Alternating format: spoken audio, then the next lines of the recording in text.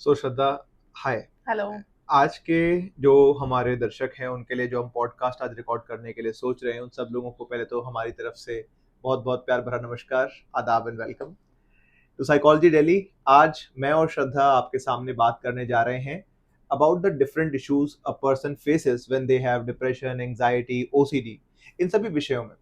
आप लोग जानते हैं कि हमने जो 5 वीक प्रोटोकॉल डेवलप किया है, बड़े सारे साल लगाकर, मेहनत करके, एविडेंसेस इकट्ठे करके, सर्वे करके, जिस प्रोटोकॉल के बदौलत हजारों लोगों को हम हेल्प कर पा रहे हैं, ओसीडी से रिकवर कर पा रहे हैं, उस प्रोटोकॉल की को ऑथर श्रद्धा है।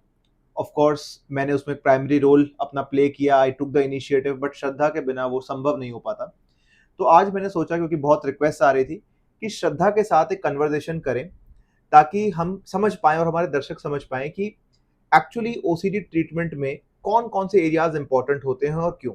ऑलराइट, तो आज के इस पॉडकास्ट में I will be the host and Shraddha से हम क्वेश्चंस पूछेंगे, so that you also get a better perspective about कि एक थेरेपिस्ट की नज़र से, या जब आप ओसीडी पेशेंट नहीं है, दूसरे लोगों की नज़र से आप कैसे दिखते हैं, या एक ओसीडी पेशेंट कैसा दिखता है, क्या इश्यूज आते हैं उसको सुबह से लेकर शाम तक, और सबसे बड़ी बात कि क्या रुकावटें हैं एक इंसान के जीवन में जब वो ओसीडी में रिकवरी के लिए आता है।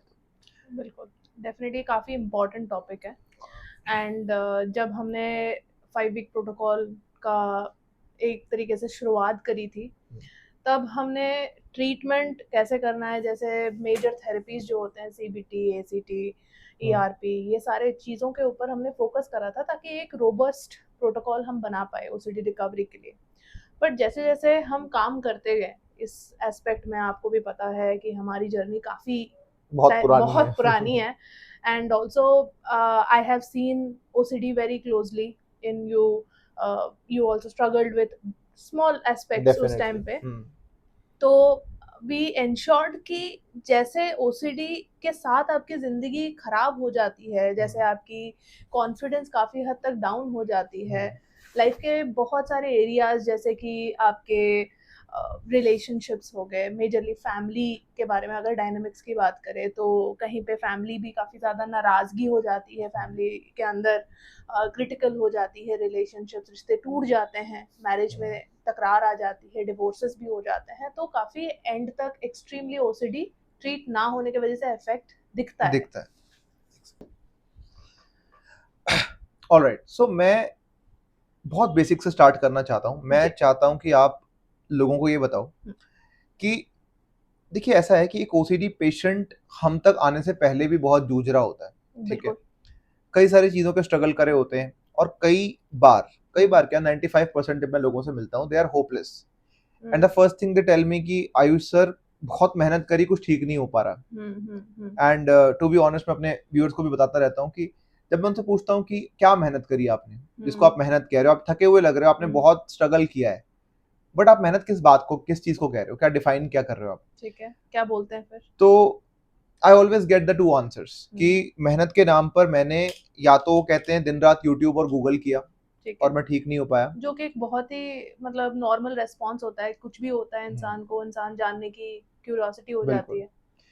तो और मोबाइल एक्सेसिबल है, सबसे पहले गूगल करते हैं लोग, अब तो जीपीटी भी आ गया और सब कुछ, फिर तो क्या इसको बोलते मेहनत कहते हैं, क्योंकि मैं बहुत सालों से कंटेंट देख रहा हूँ, ठीक है, तो उनको लगता है मैंने इतना कुछ जान लिया, टेक्निक्स अवेयरनेस, थेरेपी के नाम रट गए मुझे, सीबीटी एक्ट वगैरह उनको पता है, ठीक है, तो भी मैं ठीक नहीं हो पा रहा, ठीक है, एक ये दिक्कत आती है। और दूसरा, वो मुझे बोलते हैं कि मेहनत का मतलब ये है कि मैंने कई सारे डॉक्टर्स, मेडिसिन, ठीक है, और एलोपैथी, होम्योपैथी, आयुर्वेदा टाइप की चीजें ट्राई कर ली है, या मेडिटेशन और योगा वगैरह ट्राई किया है, इट्स नॉट वर्किंग आउट, ठीक है, ये दो मेजर। और मैं कहता हूँ कि आप कितने, कहते हैं मैंने 15 साल से मैं ये कर रहा हूँ, आज तक रिजल्ट नहीं आए, तो आई एम टायर्ड, ठीक है।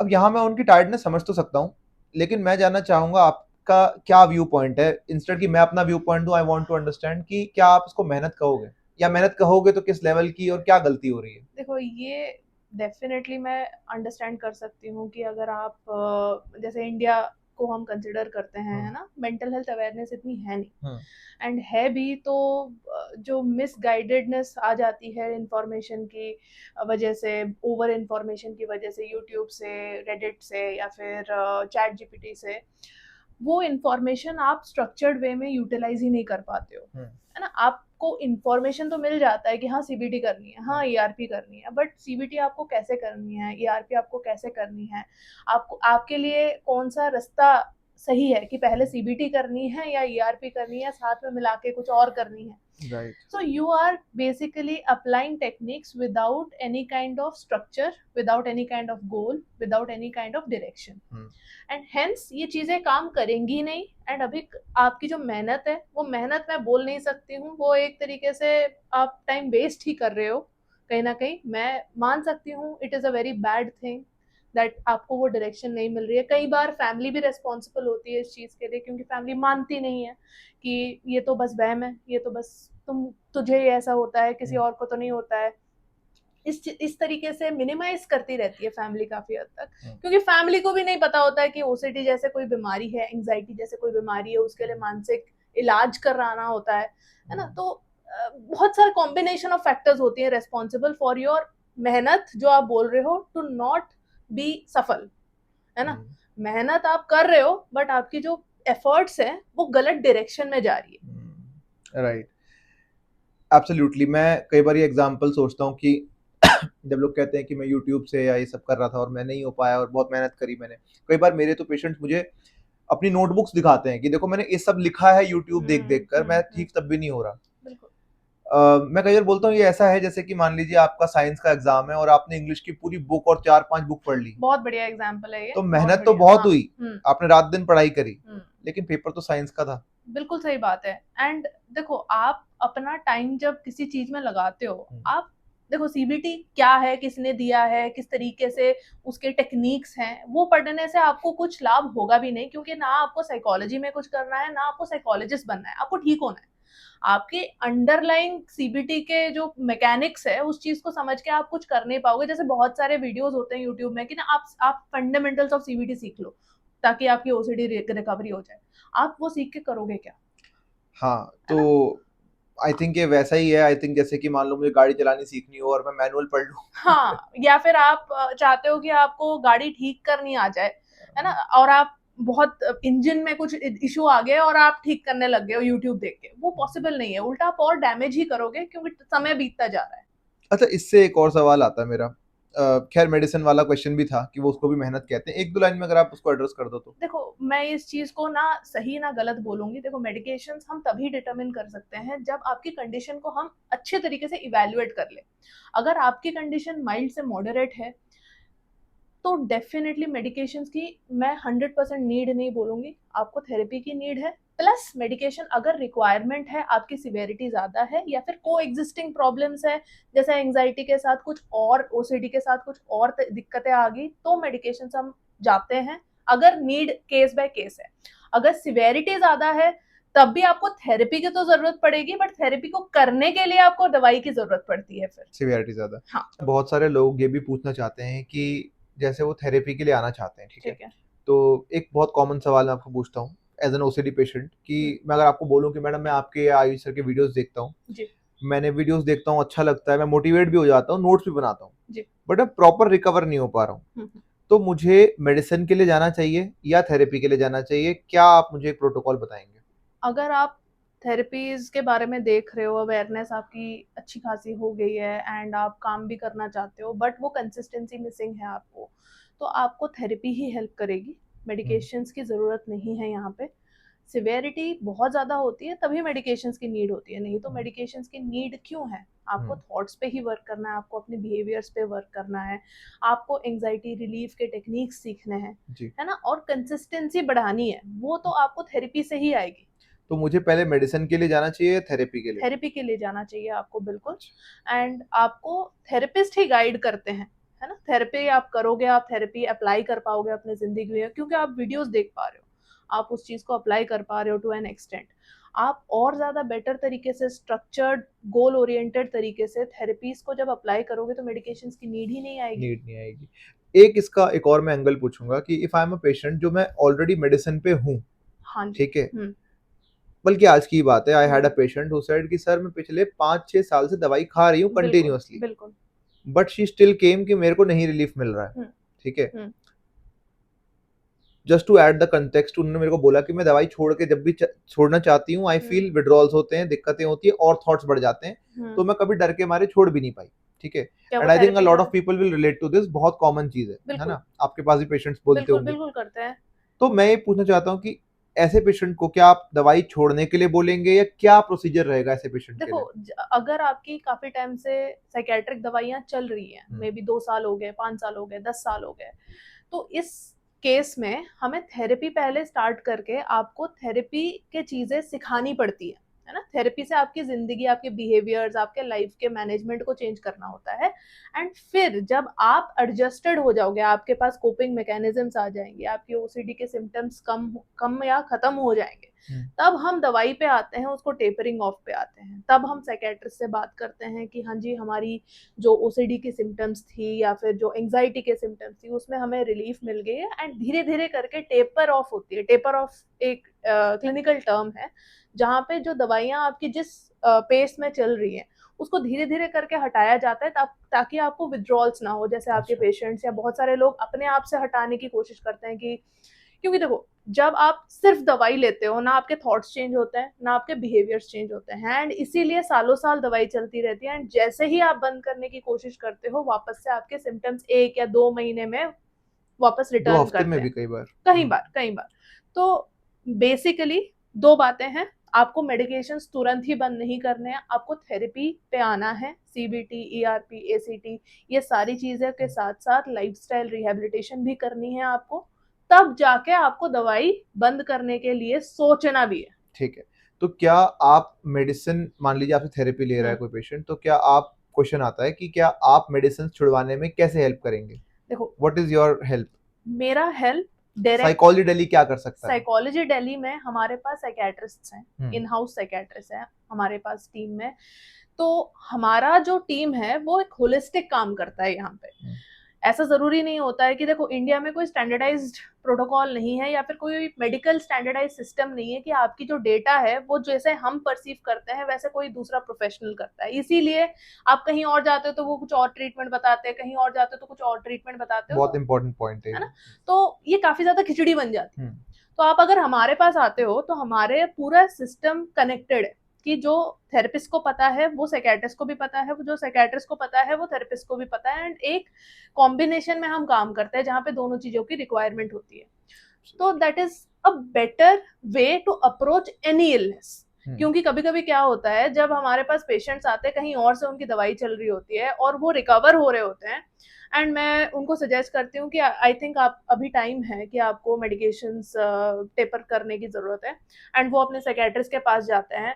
कभी कभी मुझे ये रिपोर्ट्स मिले हैं, साइकियाट्रिस्ट बोलते हैं आपको तो जिंदगी भर खाना पड़ेगा क्योंकि ये कोई ठीक नहीं होता, ये तो रिलैप्स हो जाएगा आपको। पर समझने वाली बात है, अगर इंसान की बर्ताव चेंज हो गया, उसकी जिंदगी के जीने का तरीका चेंज हो गया, थॉट्स नहीं आ रहे, उसको थॉट्स ही नहीं आ रहे हैं, उसको एंजाइटी नहीं हो रही, तो वो किस बात की गोली खाए?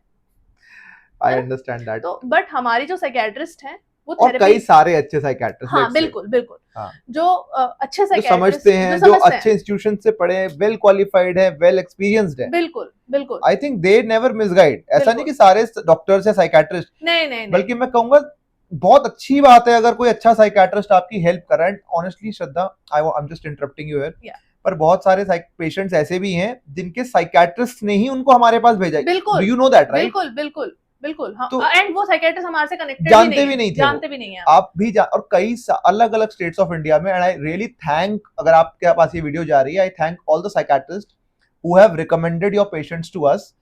मेरे पेशेंट्स बताते हैं कि उनके डॉक्टर्स ने ट्रीट करते हुए उनको वीडियोस मेरी शेयर करी या आपकी शेयर करी और कहा इनके पास जाओ, ये कर रहे हैं अच्छा काम। बिल्कुल। एंड देन देखो, क्योंकि अगर कोई साइकियाट्रिस्ट आपको सही मायने में सही रास्ता दिखाते हैं, जो कि बहुत सारे मेजॉरिटी साइकियाट्रिस्ट कम्युनिटी ऐसा ही है, तो ये गारंटीड रहेगा कि वो आपको थेरेपी के बारे में अवगत करवाएंगे एंड आपको डायरेक्ट करेंगे कि आप सिर्फ दवाई पे मत रहो, आप थेरेपी भी कराओ, specially in cases like OCD and anxiety. बिल्कुल, क्योंकि देखो, सिर्फ दवाई खाने से आपकी एंजाइटी दब जाती है ना, आपको कुछ एहसास नहीं होता है, बट वो अंडरलाइन तो चल ही रहा है ना, आपकी बर्ताव में कोई दिक्कतें चेंज तो आई ही नहीं है, राइट।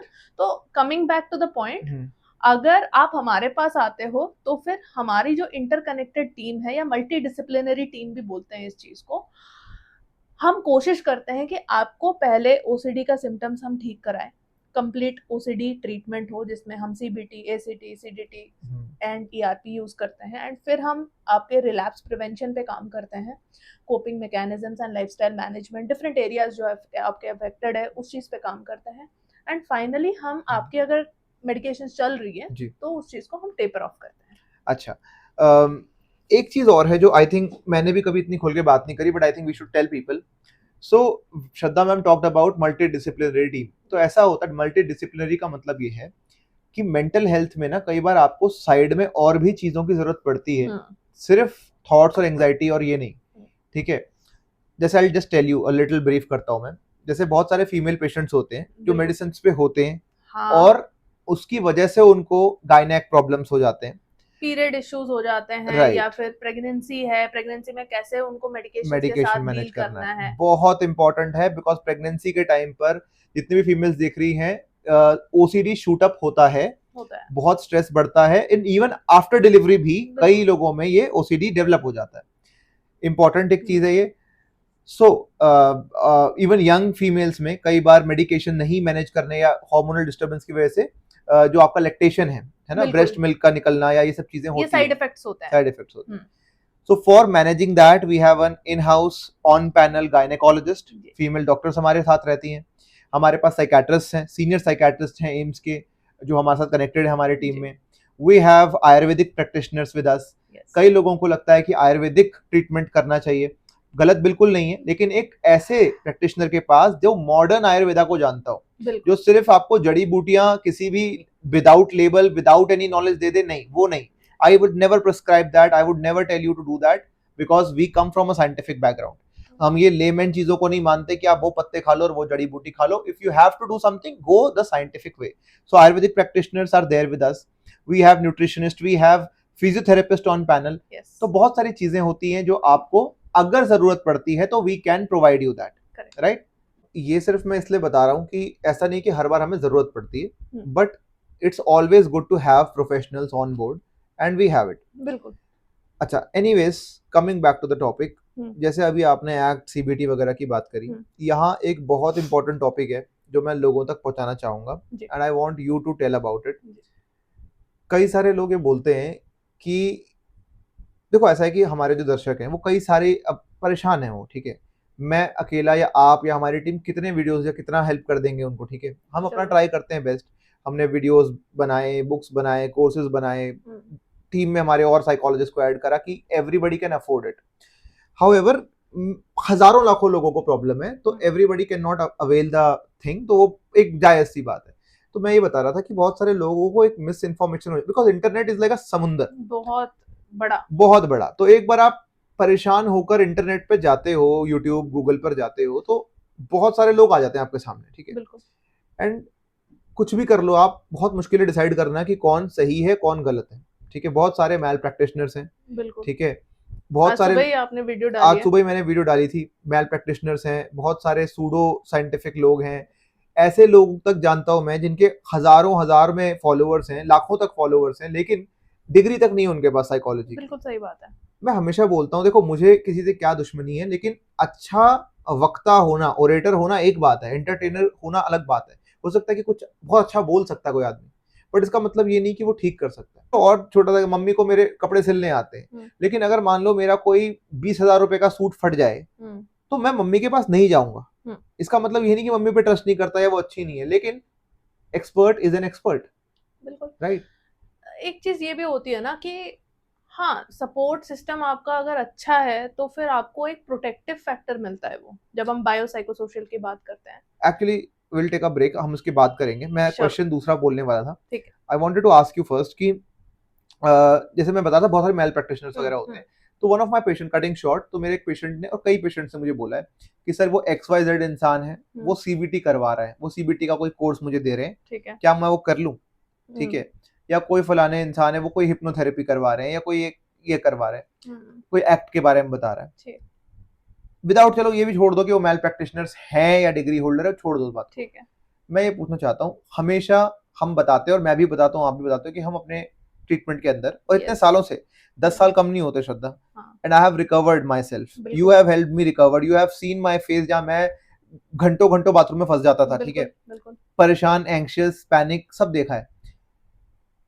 कई बार लोग मुझसे पूछते हैं कि आयुष सर आप इतने सारे थेरेपीज क्यों बताते हो, सीबीटी भी कर लो, एक्ट भी करना है, ईआरपी भी करना है, हिप्नोथेरेपी भी करना है, आप माइंडफुलनेस को भी प्रमोट करते हो, 5 वीक प्रोटोकॉल आपने अगर 10 साल में बनाया। और बड़ा वाजिब सा सवाल एक बार पूछा मुझे किसी ने, और डायरेक्ट पूछा, कहता भैया मैं बहुत रिस्पेक्ट से पूछ रहा हूँ आपसे, आपने 10 साल रिसर्च अगर करी, सर्वे किया, खुद झेला, आप कहते हो, तो कोई एक थेरेपी आपने कोई एक थेरेपी क्यों नहीं बनाई? आपने 5 वीक बनाए और 5 वीक में इतनी थेरेपीज क्यों है? तो इसका आंसर मैं चाहता हूँ आप दो। ओके, जब आपको ओसीडी होता है, हाँ, ठीक है, तो सिर्फ आपको थॉट्स तो नहीं आ रहे हैं, है ना, आपको थॉट्स के साथ साथ डर भी लग रहा है, एंजाइटी भी हो रही है। एंड एंजाइटी सिर्फ तो नहीं हो रही है, एंजाइटी के वजह से आपकी जिंदगी में बहुत सारे अड़चने आ रही हैं, जैसे कि आपकी कॉन्फिडेंस खत्म हो रही है, आप अपने फैमिली को समझाने की कोशिश कर रहे हो, वो नहीं समझ रहे हैं, आपके दोस्त को आप बता नहीं सकते हो कि पता नहीं क्या समझेंगे वो आपके बारे में, है ना, आपके जो पढ़ाई है, अगर आप स्टूडेंट हो या फिर आप अगर काम करने वाले हो, आपका परफॉर्मेंस इफेक्ट हो रहा है ना, आप कंसंट्रेट नहीं कर पा रहे हो, फोकस नहीं कर पा रहे हो, आप अगर एंथुजियास्ट हो, मतलब एक्सरसाइज करते हो, तो आप जिम भी नहीं जा पा रहे हो, एक्सरसाइज भी नहीं कर पा रहे हो, आप बैठ भी नहीं पा रहे हो एक जगह पे क्योंकि घबराहट हो रही है, तो रिलेशन भी गए, करियर भी आपका इफेक्ट हो रहा है, एजुकेशन, कॉलेज जा नहीं पा रहे हैं, कितने बच्चे नहीं जा पाते, बिल्कुल वर्क अफेक्ट हो फिजिकल रहा हेल्थ है, के लिए कुछ नहीं कर पा रहे हो, वर्क अफेक्ट हो रहा है, अगर आप काम कर रहे हो तो फाइनेंशियली आप सफर कर रहे हो। तो आप खुद बताओ, इतने मल्टीपल एस्पेक्ट्स में अगर आपको इश्यूज आ रही हैं, तो कोई एक चीज कैसे हल कर सकता है? हाँ, आप टेम्पररीली बोल सकते हो कि अगर मेरे को एक लंबा सा स्क्रैच लगा है, हाँ, फर्स्ट एडवाइस मैं उसको बैंडेड लगा दूंगा, ठीक है, कि हाँ ठीक है, मैंने दवाई खा ली या मैंने कुछ कर लिया उस चीज को, कि योगा मेडिटेशन के लिए या ट्रैवलिंग के लिए कहीं बाहर चला गया, थोड़ी देर के लिए मेरा दिमाग थोड़ा सा स्टेबलाइज हो जाएगा, बट वापस तो आपको वही लाइफ में आना है, थॉट्स तो आपको वही आ रहे हैं, आपको वही तो डायरेक्शन नहीं पता है कहाँ जाना है, आपके सारे एरियाज वहीं के वहीं हैं, आपके फैमिली कॉन्फ्लिक्ट्स या डायनेमिक्स वहीं के वहीं हैं, राइट। तो सिर्फ आप सीबीटी अगर कर लोगे, आपकी पर्सपेक्टिव आप चेंज कर लोगे, तो वो कैसे चेंज हो जाएगा कि आपकी फैमिली डायनेमिक्स पे असर आ जाए, आपकी फैमिली समझ जाए, आपको सपोर्ट करना सीख जाए, आपकी कम्युनिकेशन बेटर हो जाए, आपकी फोकस बेटर हो जाए, जो आपने ईयर्स लॉस कर दिए हैं, जिसमें आपकी दुनिया आगे निकल गई और आप पीछे रह गए, बिल्कुल ये सारी चीजें कैसे ठीक हो जाएंगी?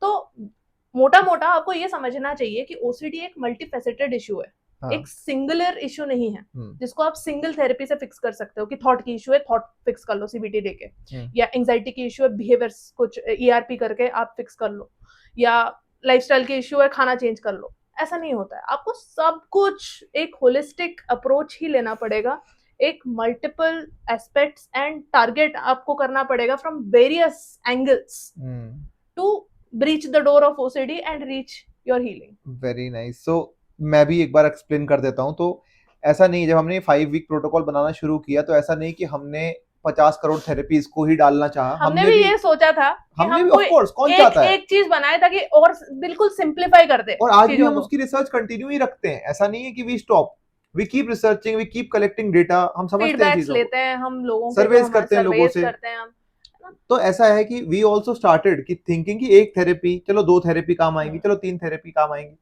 बट थेरेपीज बहुत सारी होती हैं। अल्टीमेटली हमने कहा भाई एक दो से नहीं हो रहा है, मल्टीपल एरियाज इफेक्टेड है।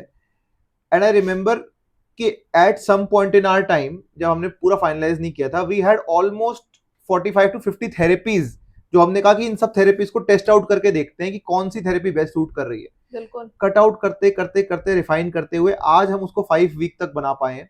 And then we have the, आपको जो दिख रहा है वो इतना छोटा नहीं है जितना छोटा दिख रहा है, उसके पीछे काफी हद तक बहुत सारे टेक्निक्स जाते हैं, बहुत सारी रिसर्च गई है, बहुत सारे लोगों का कंट्रीब्यूशन गया है, हमारा वर्क आवर्स गए हैं, एक्सपीरियंसेस गए हैं, तब जाके वो 5 वीक में हमने समाया है। थेरेपीज भी बहुत मॉडिफाई, जैसे सीबीटी है, हाँ। हमें सिंपल सी बात बताऊं, सीबीटी लोगों को लगता है, या कोई भी जनरल अगर साइकोलॉजिस्ट भी निकलता है, हम भी जब कॉलेज से, अगर कॉलेज की बात सिर्फ करो, पढ़ के निकलता है, हमें लगता है थॉट डिस्प्यूटेशन, थॉट को चैलेंज करो, यस। लेकिन ओसीडी में तो थॉट चैलेंज होता ही नहीं है, बिल्कुल नहीं, लॉजिक वर्क ही नहीं करता। तो मेरे कई ऐसे पेशेंट्स, क्लाइंट्स हैं जो बेचारे बैठकर रजिस्टर भरते रहते हैं कि मैंने तो थॉट डिस्प्यूट कर रहा हूँ, 3-3 घंटे बैठ के उन्होंने रजिस्टर भरे हैं, वही तो उनका फिर कंपल्शन ही बन जाता है। और मैंने कहा ये कौन सी सीबीटी है? आप कितने थॉट्स को ब्रेक करना चाहोगे? इसमें सीबीटी वर्क ही नहीं करती ऐसे। सीबीटी अलग तरीके से वर्क करती है, राइट। एंड उससे पहले आपको अपनी एक एंजाइटी के ऊपर काम करना होता है। देखो सीबीटी एक मोटा मोटा अगर मैं बोलूं तो हाँ ठीक है, थॉट डिस्प्यूट हमें करना है, बट थॉट डिस्प्यूट एक छोटा सा प्रोसेस है एक बड़ी सी सीबीटी में। हाँ बिल्कुल। ठीक है, सिर्फ थॉट डिस्प्यूट तो नहीं करते हम। राइट। हम पर्सपेक्टिव समझते हैं, थॉट एरर्स समझते हैं, थॉट एरर्स को हम पॉइंट आउट करते हैं, अवेयर होते हैं सीबीटी में। फिर हम बी भी यूज करते हैं ना। बी कहाँ गया आपका? आपने बस थॉट को लिख दिया बस, है ना। थॉट लिखने से भी क्या होगा जब तक आप उसको इंस्टॉल नहीं करोगे अपने बिल्कुल अंदर, नहीं। राइट। और थॉट डिस्प्यूटेशन क्या है? वो तो आपके मम्मी पापा और चाचा भी करवा रहे होंगे आपको कि Thought- ये तो वहम है। थॉट डिस्प्यूटेशन होता क्या है? थॉट डिस्प्यूटेशन है मैं आपको आकर बोलूं कि यार मुझे लग रहा है कॉफी पीने से मेरा पेट खराब हो जाएगा, आप मुझे बोलोगे कि नहीं ऐसा नहीं होता, मेरा तो मैं नहीं तो होता। पीती हूँ, मेरा नहीं होता। मेरा नहीं होता। हो गया थॉट डिस्प्यूट। ये इतनी सी बात नहीं है, वो तो आप घर वाले भी कर रहे हैं। अब ये बात बोलनी इजी है, पर एज एन ओसीडी पेशेंट मेरे अंदर समाएगी थोड़ी ना ये आपके नहीं, बोलने नहीं, से। नहीं। मेरा ब्रेन कहेगा ऐसा तो कैसा हो ही नहीं सकता, 1% चांस भी क्यों लूं मैं? तो all of those things. So coming back to it, कितनी सारी थेरेपीज हम इसीलिए यूज करते हैं बिकॉज सीबीटी फॉर थॉट, और not just CBT, CBT for thought, habit reversal for the habits, doubt therapy for the doubts that gets created in your mind, acceptance commitment therapy ताकि आप आगे बढ़ पाओ लाइफ में, relapse prevention therapy, rehabilitation, and सबसे important जो अभी आपने बताया रिहैबिलिटेशन। बिकॉज अगर मैं आपका ओसीडी का थॉट ठीक भी कर दूं एक दिन में, और मैं कई लोगों को बोलता हूं आपको थॉट ठीक करना मैं अभी कर दूंगा आपको hand to hand, I tell you how to get better, लेकिन उससे भी आप ठीक नहीं होगे। नहीं हो पाओगे आप। क्यों नहीं हो पाओगे? I want you to explain. इस चीज के ऊपर मैंने वीडियो भी बनाई है ना, आप जाके चेक कर सकते हो। वीडियो में मैं काफी हद तक एक्सप्लेन करी है क्यों नहीं ठीक हो पाती है। बट सिंपल तरीके से मैं आपको ये बता दूं कि जब ओसीडी आपको स्टार्ट होता है होना और काफी टाइम तक हो जाता है कि 2 साल हो गए, 6 महीने भी हो गए ना, वो आपके माइंड एंड आपकी जिंदगी में एक स्पेस ऑक्यूपाई कर लेता है ना। आपकी जिंदगी में उसका एक क्या बोलते हैं, एक जगह क्रिएट हो जाती है। एंड जब आप थेरेपी से या थॉट डिस्प्यूटेशन से उसको हटाते हो तो वो गैप फॉर्म हो जाता है, एक गड्ढा सा फॉर्म हो जाता है, और वो गड्ढा ऐसे ही नहीं भरेगा। हाँ।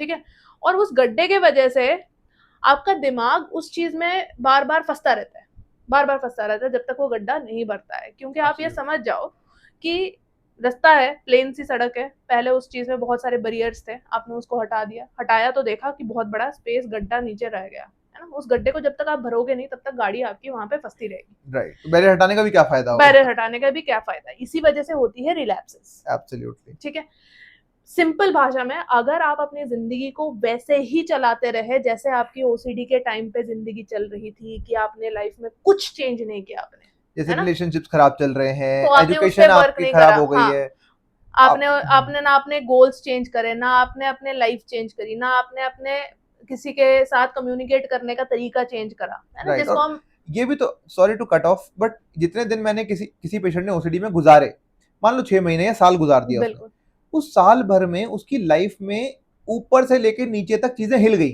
बिल्कुल दुनिया आगे निकल गई। People don't understand this. कुछ लोगों, मेरे पास स्टूडेंट्स आ रखे हैं, है ना, 2-3 साल से वो कॉलेज ही नहीं जा रहे, कॉलेज नहीं जा रहे, तो दोस्त भी नहीं बात कर रहे, क्यों करेंगे? एंड एक पॉइंट आ जाता है जिंदगी का जब आप रिवर्ट भी नहीं कर सकते हो, है ना। आपकी कॉन्फिडेंस इतनी ज्यादा खराब हो चुकी होती है कि आपको लगता है कि मैं कोई कोर्स लूंगा या किसी चीज में एनरोल करूंगा तो मैं नहीं कर पाऊंगा। I want to talk about this. तो you know I was telling you कि मेरे पास जैसे एक, मैं ये एग्जांपल बता रहा हूँ, कोई पेशेंट आता है, मेरे को ये थॉट आ रहा है, हर दिन की बात है मेरे लिए, तो ये आप सर इसको कितने देर में हटा दोगे? मैंने कहा अभी, just now, give me 20 minutes में हटा दूंगा। कहता अच्छा, बहुत खुशी होती है, अरे सर आप तो बिल्कुल हटाओ सर मेरा थॉट।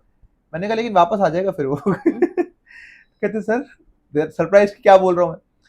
एक्चुअली जो आपने अपनी लाइफ में जगह जगह गड्ढे कर दिए हैं, एजुकेशन में, करियर में, फैमिली में, पैसों वाइज, इज्जत जो आपकी चली गई लोगों के बीच में, आपके गोल्स चले गए, पर्पस नहीं है, मीनिंग नहीं है। मैं, आप यहाँ मेरे रूम में आए, आप मेरे साथ कनेक्ट हुए, मैंने आपका थॉट हटा दिया, आप बड़े खुश हो गए, अरे सर मैं तो आज फ्री हो गया, आपने मेरा डाउट क्लियर कर दिया। आप बाहर जाओगे, आप बड़े खुश रहोगे, 1 दिन 2 दिन 3 दिन की डाउट नहीं है, अब मेरे को खत्म हो गया। जिंदगी में ओसीडी का फ्यूल क्या है? Stress, anxiety. स्ट्रेस और एंजाइटी उसका फ्यूल है, कहां से आ रहा है वो छोड़ दो। आपने 2 दिन अच्छे बिताए कि मेरे को थॉट ही नहीं, अब तो मैं तो सही हो गया। तीसरे दिन आपकी जिंदगी आपको वापस हिट करेगी, बिल्कुल कि अरे चीजें आपकी अफेक्टेड है, जैसे दोस्त नहीं है, आप खाली कमरे में बैठे हुए हो, अब वो थॉट भी नहीं आ रहा, आप यूं बैठे हुए हो, अब लोग कह रहे हैं तो काम नहीं करता, तू पढ़ाई नहीं करता, कोई है ही नहीं, you don't have anything, stress बढ़ेगा। जैसे ही स्ट्रेस बढ़ेगा ओसीडी रिलैप्स कर जाएगा। बिल्कुल। लोग पूछते हैं रिलैप्स क्यों होता है? अरे रिलैप्स इसीलिए होता है भाई, रिलैप्स आपके जिंदगी में लूप होल्स की वजह से होता लूप है, होल्स की वजह से ठीक है। होता है। वो लूप होल्स इसीलिए रहती है क्योंकि काफी सारे जो मतलब प्रोफेशनल्स हम जैसे काफी सारे हम देखते हैं ना ट्रीटमेंट में बहुत हद तक ये चीज कवर नहीं होती है कि आप सॉरी, जैसे काफी सारे हम देखते हैं ट्रीटमेंट में बहुत चीजें कवर नहीं होती है बाकी यहाँ से जब ट्रीटमेंट लेके आते हैं लोग कि उनके रिलैप्स प्रिवेंशन पे काम नहीं हुआ है ना, उनको समझ ही नहीं है कि ओसीडी के बाद की जिंदगी कैसे हम बिताएं, या फिर ओसीडी से निकल के हम कौन से टाइप की जिंदगी करें, कैसे मेरी जिंदगी होगी, क्या करूंगा मैं, न्यूरॉन्स ही नहीं बने ना उसके। तो बहुत ही एसेंशियल चीज है। आप जब ट्रीटमेंट कराते हो ना तो आप अपने वैल्यूज, आप अपने गोल्स, आप अपने जैसे आपने बोला पर्पस, एक मीनिंग खोजो अपनी जिंदगी में जो ओसीडी से भी बड़ा हो, है ना। अभी तक आपके जिंदगी में एक ही चीज थी कि ओसीडी ओसीडी ओसीडी, है ना, कि मेरे को ओसीडी से बाहर निकालो, मेरे को ओसीडी से बाहर निकालो, बट बाहर निकल के जाना कहाँ है? आपके पास अगर डेस्टिनेशन ही नहीं है तो फिर आप तो लॉस्ट होगे। Absolutely, I have also written it in my book. मैं अभी लिख रहा हूँ जो बुक ओसीडी के ऊपर, आई हैव रिटन इट कि purpose and meaning, having a good relationship, having a direction, all of that helped me to grow out of this. Because see, I have also seen you were almost recovered, है ना, but जैसे ही you went, I think you left your home to come to do the masters, है ना, and that was the first time that you left your home. Absolutely. You had managed your OCD very well till then time. जैसे ही environment change हुआ, I was not prepared for it. You were not prepared for it. Stress बढ़ गया, environmental stress बढ़ गया, मेरे को OCD नहीं था, इन्वायरमेंटल स्ट्रेस बढ़ गया, अचानक से पढ़ाई बहुत ज्यादा हो गई, नए सब लोग, कुछ खुद करना पड़ा, सब कुछ खुद करना पड़ा। स्टूडेंट लाइफ होता है, बहुत चीजें मैनेज करनी पड़ती है खुद, है ना, तो you faced that thing because वो एनवायरमेंटल एस्पेक्ट ही मेंटेन नहीं था हमारे पास, है ना। But what helped you was support, I would say number one support, है ना, अंडरस्टैंडिंग, पेशेंस रखना, क्योंकि फैमिलीज ना बहुत हद तक पेशेंट नहीं रह पाती है, दे फील कि जल्दी ठीक हो जाए। I mean, किसी दिन आप ये भी बताना कि how much would you face, how much did you face the anxiety with me? See, obviously I wouldn't compare that thing, है ना, कि मेरी स्ट्रगल कितनी थी और पेशेंट की स्ट्रगल कितनी। टेल दैट कि जब मैं ओसीडी से सफर कर रहा था तो साथ में रहने वाले इंसान को कितना फर्क पड़ता है। बिल्कुल फर्क पड़ता है, क्यों नहीं फर्क पड़ता है। अगर किसी को आप प्यार करते हो, एक साइकोलॉजिस्ट होते हुए भी क्या आप पूरा टाइम पेशेंस रख पाए थे? You were student at that time. नहीं, I wasn't also able to hold my frustration. कई बार लड़ाई झगड़े होते थे, डिसएग्रीमेंट होती है, कॉन्फ्लिक्ट्स होता है, बट आपको ना वापस रिटर्न करके आना होता है कि क्योंकि आपके लिए वो इंसान इंपॉर्टेंट है, है ना। आप नहीं देख सकते हो कि उस इंसान को ऐसे परिस्थिति में जहाँ पे वो अपने आप को ही खत्म कर रहा है, वो अपने आप के पोटेंशियल को खत्म कर रहा है, आप देख रहे हो कि ये इंसान और ज्यादा बेटर कर सकता है, ये इंसान को कुछ मतलब दिक्कत है जो इसको खुद ही परेशान करे जा रहा है। So you feel bad, you feel bad, that helplessness feel होती है कभी कभी कि you are not able to assist this person, उसको सही तरीके से गाइड नहीं कर पा रहे हो। बट हाँ, आपको देखो, ये मैं हमेशा फैमिलीज को बोलती हूँ कि पेशेंट आप नहीं हो, है ना, you are not the patient, patient is the patient, है ना। आपको थोड़ा सा 10% एक्स्ट्रा पेशेंस रखना पड़ेगा, है ना, क्योंकि देखो आप अगर पेशेंस नहीं रखोगे तो पेशेंट से उम्मीद मैं क्या ही रखूं, है ना। एंड वो ये फिर it backfires on the family also. तो एब्सोल्युटली वो सारी बातें आई थिंक किसी और वीडियो में करेंगे। But coming back to it, तो this is why so many therapies are used, and that's why एक या दो थेरेपी यूज नहीं करते हम, क्योंकि उससे रिलैप्स के चांसेस ज्यादा होते हैं, चीजें छूट जाती हैं। बिल्कुल simple as that. So I think we have to get done with this, wrap up this video, this podcast, and we'll make more podcasts now. And because a lot of people were asking, so I promise you we will come back.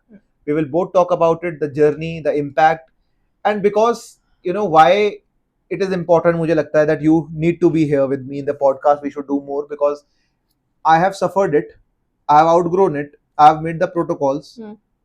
But in my recovery journey you were a pivot point, तुम्हारा role बहुत बड़ा है, and as a caregiver नहीं, I have to जिंदगी भर appreciate that कि आज मुझे लोग कहते हैं कि भाई आप गॉड हो, आप ओसीडी ठीक कर देते हो, आपकी वीडियो से ही ठीक हो जाते हैं, बट मैं यहाँ तक पहुंच पाया हूँ because of this person. So she was always there. It's I'm grateful that you said this, Right. and I'm so grateful to the universe that we are together. Absolutely. हाँ? So Because see, हर इंसान की journey में कोई और तो होता ही है, right. ना, जिसकी इम्पोर्टेंस होती है, तभी वो आगे बढ़ता है.